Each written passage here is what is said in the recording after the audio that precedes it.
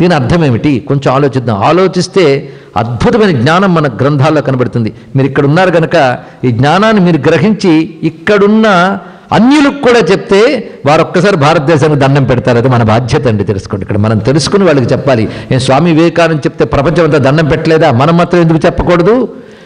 Why what అని అడుగుతున్న మీ పిల్లలకి వై వాట్ అని అడుగుతున్నటువంటి ఇక్కడ ఇతరులకు కూడా మీరు చెప్పవచ్చు. అందులో కథలో దాగినటువంటి ఒక సింబాలిక్ సజెషన్ ఏంటో చూద్దాం. భూమాత ఏ రూపంలో కనబడింది? గోమాతగా. ధర్మదేవత వృషభం. వృషభం తెలుసు కదా మీకు. ఈ రెండు చూపించడంలో అర్థం ఏంటంటే ఆవు మనకి పాలిస్తేనే మనం బ్రతుకుతాం. ఆవు నుంచి పాలు కావాలి. ఆవు పాలు కావాలంటే వృషభంతో యోగం కావాలి. అలాగే భూమి మనకి పంటలు సంపద ఇవ్వాలంటే ధర్మముతో యోగం ఉండాలి. అది చెప్తున్నాడు. ధర్మముతో యోగం ఉంటేనే భూమి మనకి అన్నీ ఇస్తుంది అనే భావాన్ని అంత చక్కగా చూపించాడు ఇక్కడ. ఆ ధర్మదేవత ఈ గోమాత మాట్లాడుతున్నారు. ఈ గోమాత చాలా నీరసంగా దుఃఖంగా ఉందిట. ఈ ధర్మదేవత అడిగింది, ఎందుకంత బాధగా ఉన్నావు నువ్వు? కలి ప్రవేశించాడనా? దుష్టులైన వాళ్ళు పాలకులవుతారనా? ఎందుకు నువ్వు బాధపడుతున్నావు? పై ఎన్నాళ్ళు కృష్ణ పరమాత్మ నీ మీద విహరించి తన పాదం తీసి నిర్యాణం చెందాడనా? దేనికి బాధపడుతున్నావు అంటే నువ్వు చెప్పిన అన్ని కారణాలకి బాధపడుతున్నాను నేను. నన్ను ఆదరిస్తున్నావు కానీ నువ్వేం గొప్పగా ఉన్నావు, ఒంటి కలిసి కుంటుకుంటూ వచ్చావు అన్నది ఇక్కడ. అంటే ధర్మం కూడా క్షీణించున్నది. ఇలా మాట్లాడుతుంటే ఒక నీచ పురుషుడు రాజలాంఛనాలు వేసుకుని వచ్చేట అక్కడికి. వేసుకుని వచ్చి కాలితో ఆ వృషభాన్ని తంతున్నాడు. అది చూశాడు వెంటనే పరీక్షణ్ మహారాజు. ధనస్సు తీశారండి. నా దేశంలో గోవుని ఎవరు హింసిస్తారో వాళ్ళని క్షమించనన్నాడు మహానుభావుడు. చూడండి ఇక్కడ భారతదేశం గొప్పతనం అక్కడే కనబడుతోంది. ఇక్కడ నేను క్షమించనన్నాడు మహానుభావుడు. వెంటనే గడగడ వణుకుపోయాడు ఆయన. ఇందులో కూడా నీచ పురుషుడు రాజలాంఛనాలు ధరించడం అంటే కలి ప్రవేశించాక ఇకపై రాబోయే వాళ్ళందరూ పాలించే వాళ్ళందరూ నీచులే అని చెప్పాడు. ఇక్కడ కనబడుతూనే ఉంది, చెప్పడానికి ఏమున్నది. మొత్తానికి ఆ కథ అంత చక్కగా చూపించాడు. అప్పుడు పరీక్షణ్ మహారాజు అంటాడు, నేను పాలిస్తున్నంత కాలం నీ పెత్తనం చెల్లదు సుమా, నేను నిగ్రహిస్తాను నిన్నన్నాడు. వణికి సరే, కానీ నన్ను కొన్ని చోట్లను ఉండనివ్వదు, ఇది నా టైం అన్నాడు. అప్పుడు ఒక మాట చెప్పాడు, ఎక్కడ జోదం ఉంటుందో, ఎక్కడ స్త్రీ వ్యసనం ఉంటుందో, ఎక్కడ అసత్యం ఉంటుందో, ఎక్కడ శౌచము ఉండదో అక్కడికి నువ్వు వెళ్ళు అన్నాడు. చాలా బాగుంది, చోట్లు ఇచ్చాడు అనుకున్నాడు. కానీ పరీక్షణ్ మహారాజు తెలివి ఎంత గొప్పదంటే ఆ నాలుగు దుర్గుణాలు తన రాజ్యంలో లేకుండా జాగ్రత్త పడ్డాడు. అంత మహానుభావుడు. అంత చక్కటి ప్రణాళిక వేసి కలిదోషం లేకుండా చక్కగా ఏర్పాటు చేశారు. ఎవరు? పరీక్షణ్ మహారాజు. బాగానే ఉంది ఇంతవరకు. కానీ కాలం ఎంత నిగ్రహించినా కాల ప్రభావం ఎక్కడికి పోతుంది. పరీక్షణ్ మహారాజు ఒకసారి అరణ్య విహారం చేస్తూ ఉండగా ఒకచోట ఒక అరణ్యంలో ఒక ఆశ్రమం దగ్గర శమీక మహర్షి అని ఒక మహర్షి తపస్సు చేసుకుంటూ ఉంటే అక్కడికి వచ్చి దాహం అని నీరు అడిగాడు మహానుభావుడు. నిజానికి తపస్సులో ఉన్నటువంటి మహర్షి సమాధి స్థితిలో ఉన్నాడు. ఆయనకు బాహ్యంగా ఏం జరుగుతుందో తెలియట్లేదు. అయితే ఈయనకి దాహం అన్నా నీరు ఇవ్వలేదని ఒక ఉక్రోషం వచ్చి అక్కడ చచ్చిపడి ఉన్న ఒక పాము శవాన్ని తన యొక్క ధనుస్సుతో తీసి ఆయన మెడలో వేసి వెళ్ళిపోయాడు ఉక్రోషంతో. ఎంత చెప్పినా వినలేదు కదా అని ఉక్రోషంతో వేసి వెళ్ళిపోయాడు. ఏమండి, పరీక్షణ్ మహారాజుకి ఒక మహానుభావుడు తపస్సమాధిలో ఉంటూ మాట్లాడడం తెలియదా? ఎందుకు ఆ బుద్ధి పుట్టింది అంటే వినాశకాలే విపరీత బుద్ధి అంటే ఇదండి. ఎవరికైనా సరే, ఎంత మహాత్ములకైనా కాల ప్రభావం తప్పదు. అది కలి ప్రభావం చేత మహానుభావుడు బుద్ధికి కూడా పుట్టింది, ఇది తెలుసుకోవాలి. అయితే మనం అప్పుడు తెలుసుకుంటే పరీక్షణ్ మహారాజుకి అలాగ ఉన్నప్పుడు మనమే పాటే అనుకోవడం కాదండి. వాళ్ళకి కలి ప్రభావంలో ఉన్నాడు, మనకు కలి స్వభావంలో ఉన్నాడు. అది తేడా. ప్రభావానికి స్వభావానికి చిన్న తేడా ఉందండి. పండు పైన బురద పడితే ప్రభావం, పండు లోపల కుళ్ళిపోతే స్వభావం. తెలిసింది కదా. ఇక్కడ కుళ్ళిపోయిన పండుని ఏం చేస్తారు? పారేస్తారు. బురద పడిన పండుని ఏం చేస్తారు? కడిగి వాడుకుంటాం. ఇప్పుడు బురద పడిన పండులా ఏడు మన పరీక్షణ్ మహారాజు. అంతేగాని ఆయన మహానుభావుడే. ఆ కించిత్ దోషం అక్కడ పనిచేసింది అంతే. కాస్త ఇంటికి వెళ్ళాక వెంటనే ఆలోచించి ఎంత తప్పు చేశాను మహాత్ముడి పట్ల, అలా చెయ్యకూడదు కదా. ఎందుకంటే పెద్దలను అవమానించిన వాడికి దుర్గతులు తప్పవు. నాకేదో దుర్గతి రాసి పెట్టి ఉంది కనుక నాకు ఆ బుద్ధి పుట్టింది అని బాధపడుతూ ఉంటే ఈ లోపల ఆయన మీద పాము పడిందని విషయం వాళ్ళ పిల్లవాడికి తెలిసింది. కొడుక్కి రాగానే చెప్పించాడు, ఎవడైతే మా తండ్రి కంఠంలో ఈ సర్పాన్ని వేశాడో అతడు ఇక్కడి నుంచి 7వ రోజుకు మరణిస్తాడు అని చెప్పించేశాడండి. వెంటనే చెప్పించే పాము తీసేసి వాళ్ళ నాన్న ఎదురుగా కూర్చున్నాడు. ఆయన సమాధి నుంచి ఎప్పుడు బయటకు వస్తే అప్పుడు మాట్లాడదామని. కొంతసేపటి సమాధి నుంచి వచ్చి పిల్లవాడిని చూసి నవ్వాడు. వెంటనే ఘనకార్యం చేశాను నాన్న అన్నాడు. ఏమిటంటే నీ మెడ మీద పాము వేశారు, వాడు 7 రోజులు చచ్చిపోతాడని చెప్పాను అన్నాడు. వెంటనే ధ్యానంలోకి వెళ్ళి వేసినవాడు ఎవరో తెలుసుకున్నాడు ఆయన. అరే మహానుభావుడయ్యా, ఆయన్ని నువ్వు ఆవేశంతో చెప్పించేశావు. ఒక మంచి రాజు పోతే ఆయనకి నష్టం లేదు, ప్రజలకి నష్టం. ఆయన ధర్మబద్ధంగా రాజ్య పాలన చేస్తేనే నువ్వు నేను తపస్సు చేసుకోగలం, ప్రశాంతంగా కూర్చోగలం. దుర్మార్గుడైన రాజు ఉంటే మనం నీ పని కూడా చేసుకోనివ్వడు. కనుక మనందరం క్షేమంగా ఉన్నామంటే రాజు గొప్పవాడు కనుక, రాజు ఉత్తముడు కనుక. సరే, ఇప్పుడు మన పాటలు మనం పడదాం. నువ్వు మాత్రం ఒక్కసారి కబురు పెట్టాలి. ఎందుకంటే వారం రోజులు ఆయువు ఉంది కదా, 7 రోజుల్లో మరణిస్తాడని వానికి చెప్తే ఆయన జాగ్రత్త ఆయన పడతాడు. వెంటనే ఆ వార్త ఆయనకి తెలిసింది. ఎవరికి? పరీక్షణ్ మహారాజుకి. 7 రోజుల్లో మరణిస్తాడనగానే ఆయన రియాక్షన్ ఎలా ఉంది ఊహిద్దాం. ఒక్కసారి ప్రాక్టికల్గా దాంట్లో వెళ్ళిపోవాలండి మనం. ఎవడైనా చెప్పాడు అనుకోండి ఆ విషయం, మన రియాక్షన్ ఎలా ఉంటుంది? ఆ కంగారుకి 7 రోజుల దాకా ఉండదు, ఆ రోజు పూర్తవుతుంది. అంత భయంకరమైన కంగారు వస్తుంది, సామాన్యమైంది కాదు. కానీ ఆయన రియాక్షన్ ఎలా ఉందో పరిశీలించాలి. పరీక్షణ్ మహారాజు తక్కువ వాడు కాదు, మహాతపస్వి అని తిరిగి చెప్పించగలడు. అంతేకాదు తపస్సుతో తొలగించుకోగలడు. కానీ గొప్ప మాట అన్నాడండి పరీక్షణ్ మహారాజు. అదే ఆయన క్యారెక్టర్. అదృష్టవశాత్తు నాకు 7 రోజుల్లో పోతానని తెలిసింది కనుక 7 రోజుల లోపల నేనేం సర్దుకోవాలి. ఎందుకంటే ఈ జీవితం చాలా చిన్నది, తర్వాత ఉనికి ఎగ్జిస్టెన్స్ చాలా పెద్దది. కనుక ఇక్కడ జాగ్రత్త పడితే శాశ్వతమైనటువంటి స్థితిని మనం పొందగలం. ఇలా పుట్టడం, చావడం, మళ్ళీ పుట్టడం ఇవి ఉంటూనే ఉంటాయి. మళ్ళీ పుట్టుక చావు లేనటువంటి శాశ్వతమైన కైవల్యం పొందడం ఎలాగా? దానికొక్కటే, విశ్వానకంతరికాలైన పరమాత్మతో నువ్వు తాదాత్మ్యం చెందితే నువ్వు శరీరం వదిలిన వెంటనే ఆయన దగ్గరికి వెళ్తావు. అలా కాకుండా ప్రపంచంతోనే తాదాత్మ్యం చెంది శరీరం విడిచిపెట్టామనుకోండి ప్రపంచంలో పడతాం. చాలా సింపుల్ చెప్పడం, అంతే. చెప్పడం చాలా సింపుల్, చేయడం మహా కష్టం. అది ఇక్కడ 2 విషయాలండి. ప్రపంచంతో నిరంతరం తాదాత్మ్యం పొందేమనుకోండి, చచ్చిన తర్వాత మళ్ళీ ప్రపంచంలోనే పడతాం. ఈ శరీరం పోతే మరో శరీరంతో, ఇది తప్పదు, అది మాత్రం అనివార్యం. ఒక ఆవిడ చాలా ఏడిచింది, ఇంత ఇల్లు కట్టుకున్నా, ఇంత కట్టుకున్నాం, చచ్చిపోతామని. ఏం భయపడకమ్మా, ఇంత ఏడిచి చచ్చేవి కనుక మళ్ళీ ఇంట్లో ఎలగ్గానో పురుగుగానో తిరుగుతూనే ఉంటామని చెప్పుకున్నాం. కానీ దేని గురించి ఎక్కువ ఆలోచిస్తామో అదే మనం అవుతాం. ఇది ఒక్కటండి సింపుల్ ఫార్ములా, సైంటిఫిక్ ఫార్ములా. ఎప్పుడు ఏది ఆలోచిస్తావో అదే నువ్వు. ఒకటే. జిడ్డుకృష్ణమూర్తి చెప్పలేదు, అందరూ చూడడానికి అవే మొహాలు, అవే కాళ్ళు, అవే కళ్ళు, కానీ ఎవడి ఆలోచన వాడి వ్యక్తిత్వం. కనుక ఏది నువ్వు ఆలోచిస్తావో అదే నువ్వు అవుతావు, అంతే. ఇక్కడ సృష్టిలో అది యూనివర్సల్ లా అండి, ఎవడు కాదు. కనుక ఎప్పుడు చచ్చిపోయి మళ్ళీ పుట్టే ప్రపంచం గురించి ఆలోచించేవనుకో పుట్టి చచ్చిపోతూ ఉంటాం. పుట్టని చావనొక శక్తి ఉంది, సృష్టిని అంతా నడుపుతూ ఉన్నటువంటిది ఒకటి ఉంది. దానితో ఆలోచించి వెళ్ళిపోయేవనుకో అదే అవుతాం, అంతే ఇక్కడ. కనుక అది పొందడం ఎలాగా ఆలోచన చేస్తున్నాడు. అది సామాన్యమండి. ప్రపంచం వైపు తిరిగితే బంధం, పరమాత్మ వైపు తిరిగితే మోక్షం. అంటే ఇప్పుడు ఏం చేయాలి? ఇట్టుంజడి తిరగాలి. ఇట్టుంజడి తిరగడం అంత తేలిక అనుకున్నారా? పెసరట్టు తిరిగేసినంత తేలిక కాదు, ఇక్కడ మహా కష్టం. కిందకి పడుతున్న నీటిని పైకి పంపడం అంత కష్టం అన్నాడు. ఇప్పుడు అర్థమైపోయింది కదా. కిందకి నీరు పడాలి అని పెద్ద ప్రయత్నం చేయక్కర్లేదు, పడుతూనే ఉంటుంది. పైకి పంపాలంటేనే మోటార్స్ పెట్టాలి. కనుక ప్రపంచం గురించి ఆలోచించండి, బాగా సంపాదించండి అని చెప్పడానికి ఉపన్యాసాలు ఎందుకు? చేస్తున్న పని అది. కానీ పరమాత్మ గురించి ఆలోచించండి, దానికోసం ప్రయత్నించండి అని చెప్పడానికి ఉపన్యాసం కావాలి. అంటే ఉపన్యాసాలు మోటార్స్ లాగుంటూ నీళ్ళని పైకి పంపినట్టు మనల్ని పైకి మనస్సును అటు తిప్పాలండి, అది కావాలి ఇక్కడ. అందుకు మహానుభావుడు పరమాత్మ వైపు వెళ్ళాలి. ఎలా వెళ్ళాలి? ఏం సాధన చేయాలి? అంత తేలిక కాదు అది. మనల్ని మనం ప్యూరిఫై చేసుకోవడం, సాధన చేయడం అంత విషయం కాదు. ధ్యానం సాధన అంత తేలికండి. ఎలా చేయాలి, ఏమిటి చేయాలి? అంత మహానుభావుడు బాధపడుతూ 7 రోజుల్లో మరణిస్తాననగానే శపించకుండా, నేను చేసిన తప్పుకు నాకు వచ్చింది శిక్ష అని భావించి గంగానదీ తీరానికి వెళ్ళి వెంటనే తన కొడుకు జనమేజయుడికి పట్టాభిషేకం చేసి, ఎందుకంటే కర్మ నుంచి పారిపోకూడదు, బాధ్యతను అప్పగించాలి, చక్కగా ట్రాన్స్ఫర్ చేయాలండి తర్వాత జనరేషన్కి.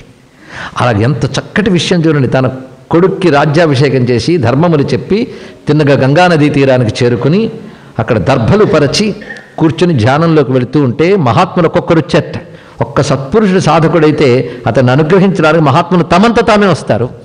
అక్కడికి అనేక మంది మహాత్ములు ఇచ్చేశారు. ఎవరయ్యా అంటే వ్యాసుడు, నారదుడు, వశిష్ఠుడు, ఎంతమందో మహర్షులు అక్కడికి వచ్చి కూర్చున్నారు. వాళ్ళందరినీ నమస్కారం చేసి, ఎన్నో జన్మలు సాధన చేసినా పొందలేని పరమాత్మని నేను 7 రోజుల్లో పొందగలనా? ఇది ఆలోచన. వాళ్ళందరూ కూడా సమాధానం చెప్పలేకపోయారు. తన చింతనతో కూర్చున్నాడు. ఈ సమయంలో ఒక ఆయన వచ్చాడండి అక్కడికి. ఇంత చూస్తే 16 ఏళ్లవాడు. ఆ 16 ఏళ్ల వాడికి ప్రపంచం పట్టట్లేదు, అంత పరమ ఆనందంగా ఉన్నట్ట. భగవద్గీత చెప్పిన స్థితప్రజ్ఞుడు ఆయన. సర్వత్రా పరమాత్మను చూసేవాడు. ఏది కోరుకోడు, ఏది అక్కర్లేదు అనుకోడు, ఏది పట్టదు వాడికి కామం ఉండదు, క్రోధం ఉండదు, ఆనందమే ఉంటుంది వాడికి. సర్వత్రా బ్రహ్మమును చూస్తూ ఆనందంగా ఉన్నాడు కనుక శరీర స్పృహ కూడా లేదు. ఒక్కసారి రమణ మహర్షిని తలంచుకోండి. ఆ విధంగా ఉన్నటువంటి వాడు. అలాంటి వాళ్ళు సామాన్యులకి పిచ్చివాళ్ళలా కనబడతారు. అని పిల్లలు వాళ్ళు చూసి ఆయన రాళ్ళు వేసి కొడుతున్నట్ట, అయినా ఆయనకేమి బాధ లేదు, అలా వెళుతున్నాడు. అలాంటి ఆయన వస్తూ ఉన్నాడు ఈ ప్రాంతానికి. వస్తూ ఉంటే పరీక్షణ్ మహారాజు పరిగెత్తికెళ్ళి పాదాల మీద పడ్డాడు.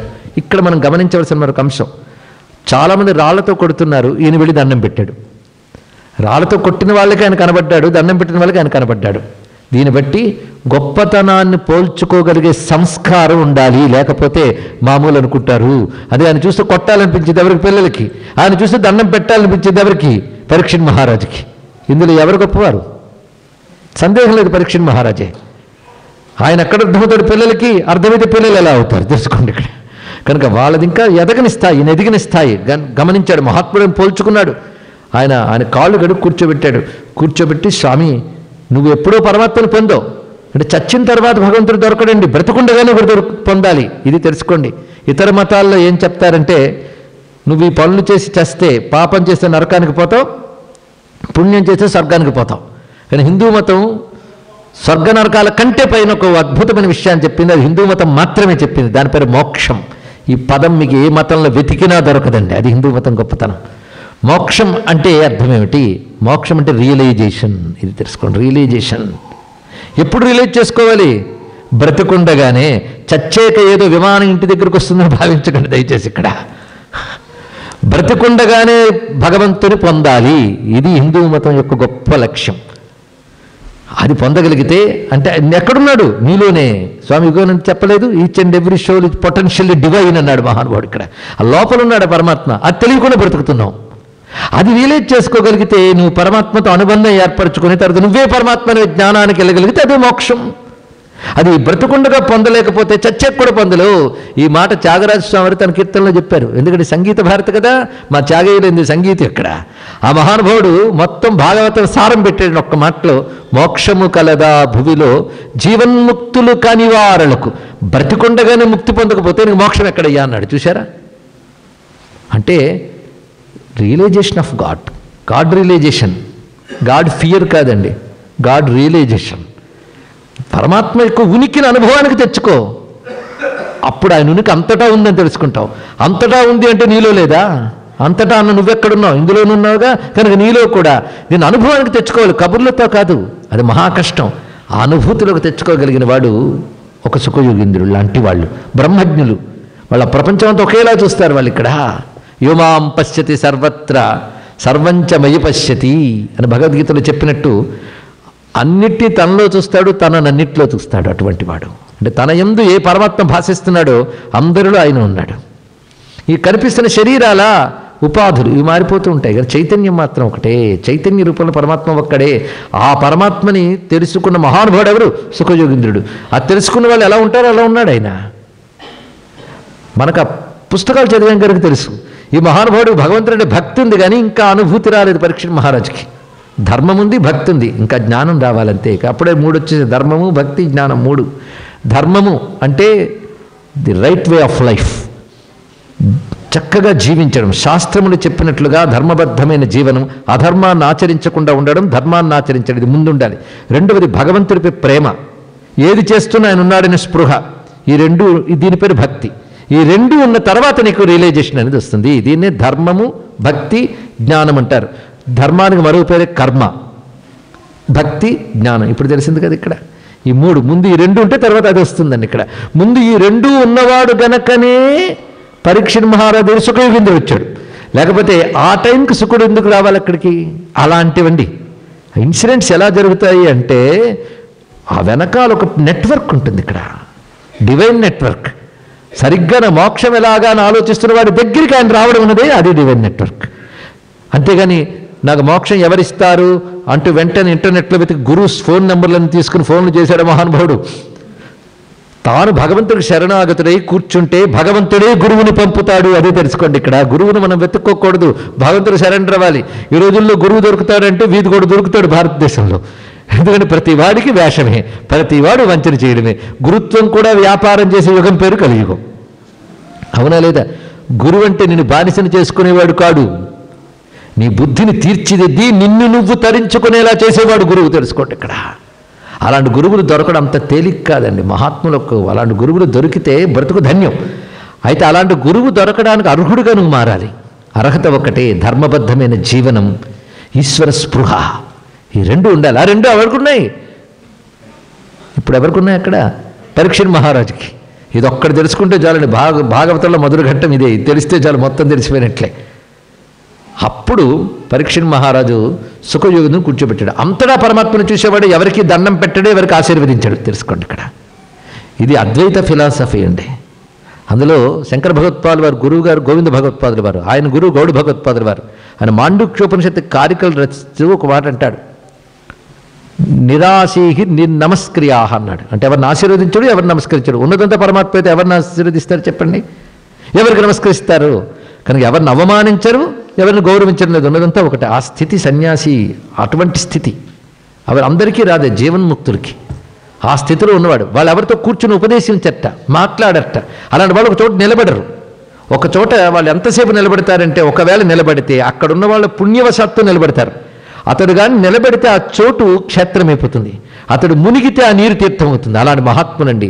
ఎవడైతే బ్రహ్మజ్ఞానం, ఎవడు పరమాత్మ తాదాత్మ్యం చెంది ఉంటాడో వాడు పాదం మోపితే ఆ చోటు పవిత్రమైపోతుంది. అటువంటి వాడు సుఖయోగీంద్రుడు. అలాంటి ఆయన ఎక్కడైనా ఎంతసేపు నిలబడతారు? అవధూతలు అంటే, అవధూతలు గోదోహన కాలం నిలబడతారట. నిలబడితే ఒకవేళ గోదోహన కాలం అంటే ఆవు పాలు పితుకుతున్నంతసేపు, అంతకు తప్ప కూర్చోరు వాళ్ళు.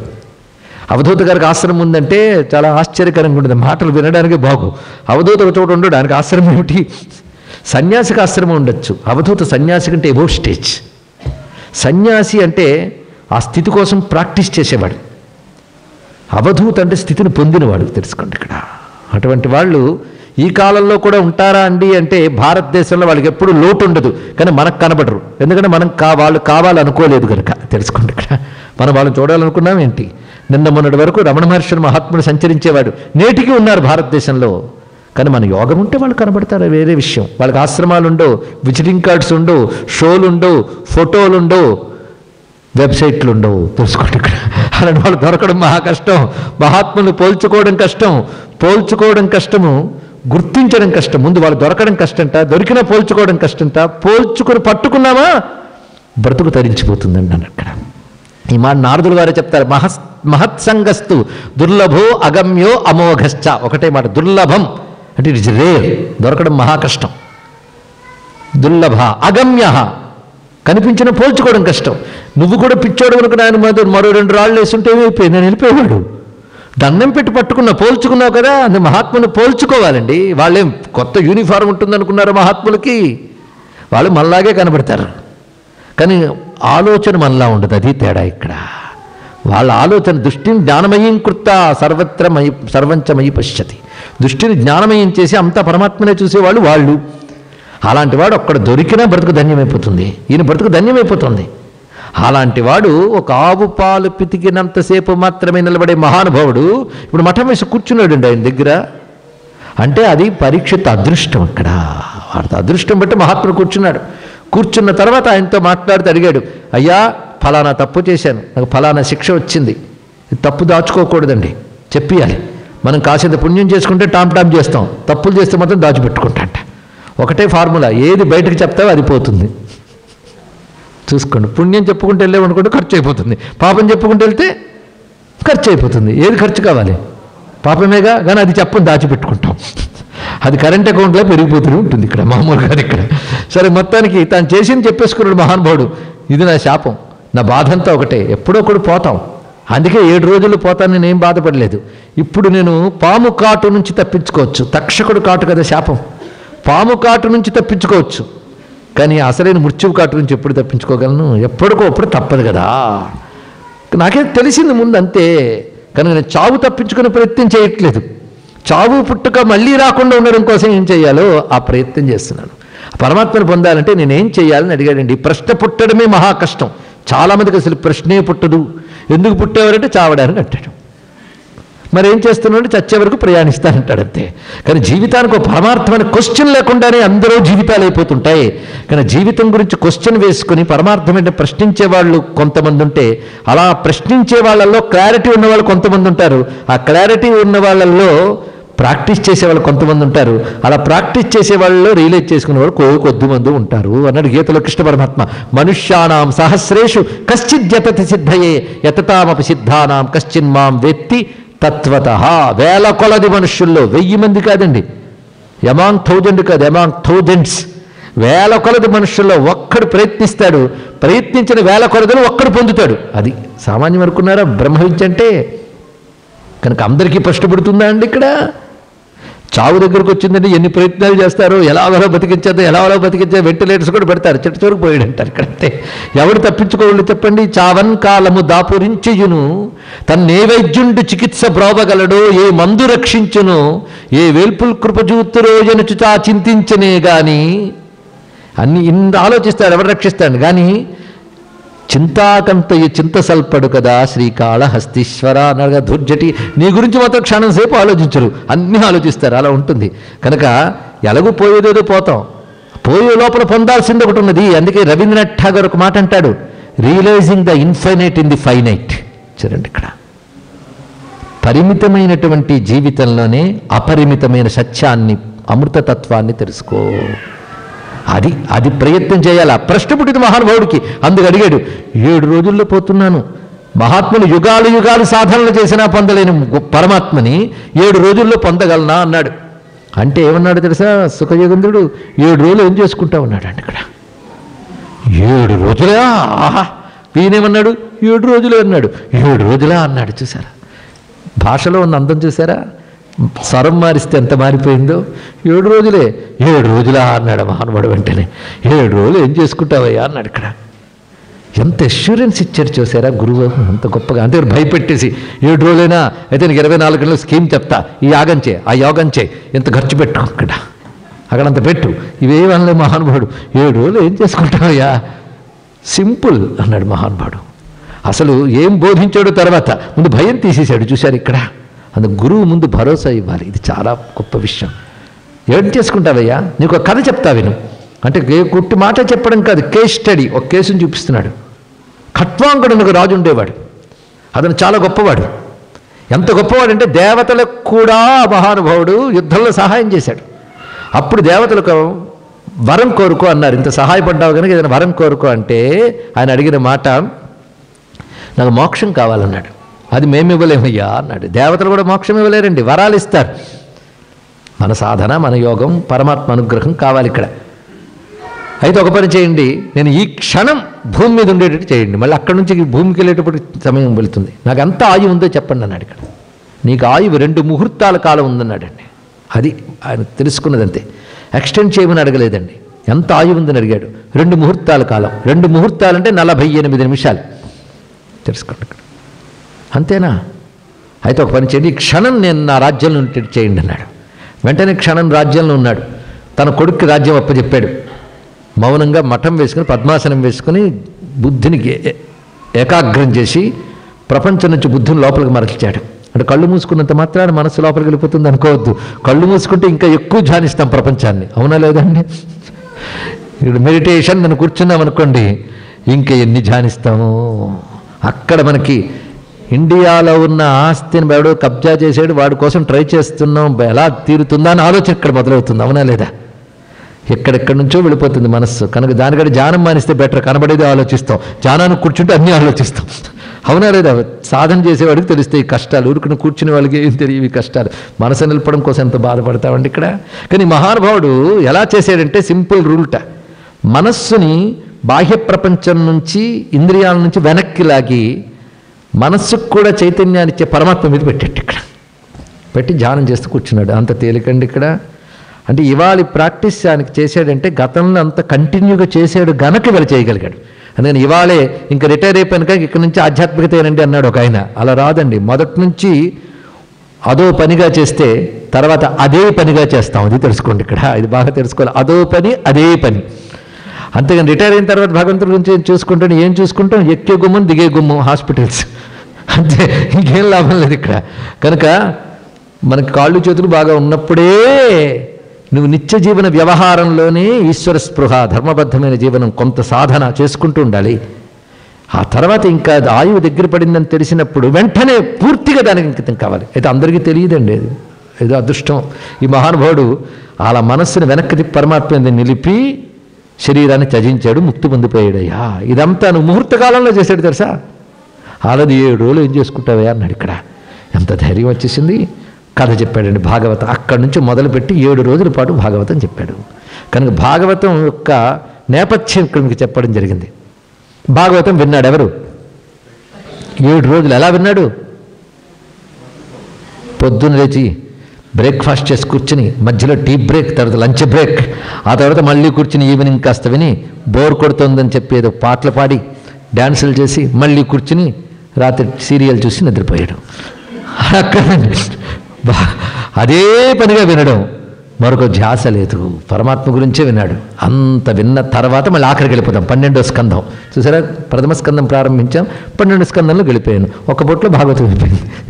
12వ స్కంధంలోకి వెళ్ళాడు. వెళ్ళిన తర్వాత పూర్తయిపోయింది భాగవతం. 7 రోజులు అయిపోయింది. పరీక్షణ్ మహారాజు గొళ్ళు పులకించిపోయింది. ఇంకా నన్ను తక్షకుడు కాటు వేయుడు అన్నాడండి. ఇది అద్భుతమైన మాట. ఇది ఒక్కడు గుర్తుపెట్టుకుంటే చాలు. భాగవతం యొక్క ఫలశ్రుతి. తక్షకుడు నన్ను కాటు వేయుడు. తక్షకుడు అంటే తెలుసు కదా, మహాసర్పం. అది నన్ను కాటు వేయుడు అన్నాడు. అయితే ఆవేశంతో అన్నాడు కానీ కాటు వేసాడే లేదా? తర్వాత కాటు వేశాడు, తర్వాత మరణించాడు. మరి ఎందుకు అలా అన్నాడు? ఇది పరిశీలించాలండి. ఆయన అన్నది సత్యమే. కొంచెం ఈ వాక్యం జాగ్రత్తగా కాన్సన్ట్రేషన్తో వినండి, ఫోకస్గా. ఆయన అన్న మాట ఏంటి? తక్షకుడు నన్ను కాటు వేయుడు. దీని అర్థం ఏంటంటే, నువ్వు భాగవతం చెప్పకముందు తక్షకుడు దేనిని కాటు వేస్తాడో అది నేనే అనుకున్నాను. దేన్ని కాటు వేస్తాడు? శరీరాన్ని. అది నేనే అనుకున్నాను. అంటే మృత లక్షణం కలిగిన శరీరంతో అటాచ్ అయి ఉన్నాను. అప్పుడు అందరం చేసేది అదే పని. అందరం ఈ దేహం నేను అనుకుంటాను. దీన్ని దేహాత్మ భ్రాంతి అంటుంది వేదిక్ లేదా వేదాంతిక టర్మ్. ఈ దేహం నేను అనుకుంటాం. అనుకుంటూ దీనికోసమే తాపత్రయపడతాం. దానితో అజ్ఞానం మొదలవుతుంది. ఇప్పుడు దానికి కదా తక్షకుడు కాటు వేస్తాడు. కనుక నన్ను తక్షకుడు కాటు వేస్తాడు అనుకున్నాను. ఎప్పుడు? నీ భాగవతం వెనకముందు. భాగవతం వింటూ 7 రోజుల్లో నా మనస్సు ఈ దేహం నుంచి, ప్రపంచం నుంచి ఆ పరమాత్మతో లింక్ అయిపోయింది. ఆ లింక్ ఎంత అంటే మెర్జ్, దానితో తాదాత్మ్యం అయిపోయి, దాన్ని ఇమ్మెన్స్ అంటారు కదండి, ఇమ్మెర్స్, అల్లీనమైపోయి తాదాత్మ్యం చెందిపోయాను. ఇప్పుడు నన్ను తక్షకుడు కాటువేయుడు అంటే, తక్షకుడు ఏ అమృతతత్వాన్ని కాటువేయుడో అది నేను అనే జ్ఞానానికి వెళ్ళిపోయాను. తక్షకుడు దేనిని కాటువేస్తాడో అది నేను కాదనే తెలివచ్చింది కనుక నన్ను తక్షకుడు కాటువేయుడు అన్నాడండి. ఇది అద్భుతమైనటువంటి మాట. ఇదే మొత్తం రమణ మహర్షి యొక్క ఫిలాసఫీ. ఇంతే ఆయన చెప్పింది అదే. నేను తెలుసుకో అనేవాడు కదా. అంతే. అదే ప్రపంచాన్ని కుదిపేసినటువంటి భారతీయ ఫిలాసఫీ రమణ మహర్షి కాలంలో మనకు తెలియాలి. ప్రపంచంలో అన్ని వైపుల నుంచి థింకర్స్ అండ్ ఫిలాసఫర్స్ భారతదేశానికి వచ్చి నమస్కరించారు. ఒక రమణ మహర్షి వల్ల, ఒక స్వామి వివేకానంద వల్ల, ఒక రామకృష్ణ పరమహంస వల్ల. తెలుసుకోండి. ఇక్కడ పిల్లలకి చెప్పండి. ఏమిటా రమణ మహర్షి చెప్పింది? చావు లేనివాడని నేను, చచ్చే శరీరంలో ఉన్నాను కనుక ముందు రెండింటిని వేరు చేసి చూసుకో. ఈ శరీరము నువ్వు. మార్పులు చెందుతుంది శరీరం, లోపల ఉన్నది మార్పు చెందదు. అదేమిటో రియలైజ్ అవ్వు. సుఖదుఖాలు మనస్సుకి, శరీరానికి. కానీ మనస్సుకి శరీరానికి కూడా చైతన్యం ఇచ్చే ఒక వెలుగుంది. దానికి ఇదేమంటదు. అతడు అందరిలో సామాన్యం, అందరిలో అతను కామన్. ఆ ఆత్మతత్వాన్ని గ్రహించు. అది అంతటా వ్యాపించిందన్నప్పుడు ఈశ్వరుడు నీ లోపల ఉందన్నప్పుడు ఆత్మ. అర్థమైంది కదా. సర్వవ్యాపకం. అది నడుపుతుందన్నింటినీ. నువ్వా నడుపుతున్నావు? నడుస్తున్న శరీరం నేను అనుకుంటున్నాం కానీ నడుపుతున్నది ఎవరో చూడట్లేదు. ఇక్కడ ఈశ్వర సర్వభూతేషు హృద్దేశే అర్జున తిష్టతి భ్రామయన్ సర్వభూతాన్ని యంత్రారూఢాని మాయయ. సర్వభూతముల యందు ఉండి నడిపేవాడు ఆయన, ఆ పరమాత్మ. అలాంటి పరమాత్మ ఈ జగత్తంతటి కారణమైన వాడు, జగత్తును నడిపేవాడు, జగత్తును వ్యాపించినవాడు. కనుక ఆయన 3 పనులున్నాయి. ఈ జగత్తు సృష్టించినది ఆయన, నడిపేది ఆయన, తిరిగి లాక్కునేది ఆయన. కనుక సృష్టి, స్థితి, లయ, ఈ 3 చేసేవాడిని పరమాత్మ అంటారు. ఎంత అద్భుతమైన డెఫినేషన్ అండి. ఇది ఒక్కడైతే తెలిస్తే చాలు. ఆ పరమాత్మ గురించి చెప్పే విషయమే భాగవతం. ఆయన భగవంతుడు అంటారు. భగవంతుడు అంటే బ్రహ్మేతి పరమాత్మేతి భగవానితి కథ్యతే. ఇది కూడా ప్రథమ స్కందంలో భగవాన్ శబ్దాన్ని డెఫినేషన్ ఇస్తూ చెప్తున్నాడు మహానుభావుడు ఎవరు? సుఖయోగీంద్రుడు. బ్రహ్మ అన్నా పరమాత్మ అన్నా భగవాన్ అన్నా ఒక్కటే తెలుసుకో అన్నాడు ఇక్కడ. అంటే సర్వవ్యాపకుడు, సర్వశక్తిమంతుడు, సర్వజ్ఞుడు, శాశ్వతమైన వాడు, ఇవన్నీ ఎవడు? వాడు భగవంతుడు. ఇంత నేను చెప్పాను కానీ రూపం చెప్పలేదు, చూశారా?